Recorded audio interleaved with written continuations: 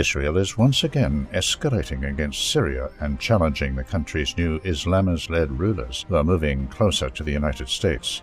The first sign of escalation came on November 21st, when Israeli Prime Minister Benjamin Netanyahu told the Security Cabinet that Syria's President Ahmed el-Sharaa has been acting irrationally ever since returning from his meeting with U.S. President Donald Trump a week earlier. More escalation came on November 26th with a report from Israel's Kan public broadcaster revealing that Defense Minister Israel Katz had warned the Knesset Foreign Affairs and Defense Committee of activities by the Yemeni Houthis in Syria.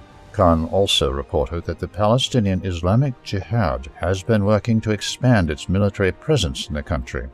All of this escalation materialized on November 28th, when troops from the Israeli Defense Forces came under attack while conducting an operation in the town of Beit Jin in the governorate of Rif Damashq in southern Syria to detain members of al-Jama'ah al-Islamiyah.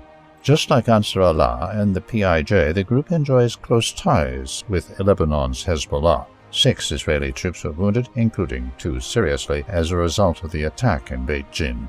On the other side, IDF strikes killed at least 20 Syrians, including children. The strikes allowed the Israeli troops to withdraw with 3 detained suspects. The very next day, Israel's Channel 13 said that the IDF suspects that Syrian intelligence was involved in the attack and could respond by expanding operations, especially drone strikes in southern Syria.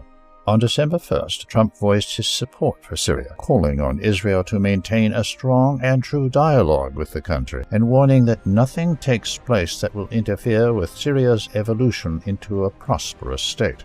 A day after the warning, the Syrian Minister of Interior announced the seizure of a large shipment of landmines near the town of Yabrud in Rif Damashq that was bound for Hezbollah. The seizure was likely an attempt to appease Israel.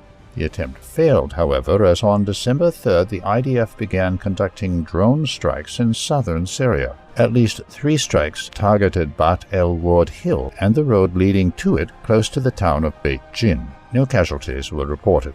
Syria clearly hopes that its evolving relations with the U.S. could deter Israel. However, recent developments show that while Washington is willing to speak in support of Syria on this matter, it is not willing at all to actually pressure Israel.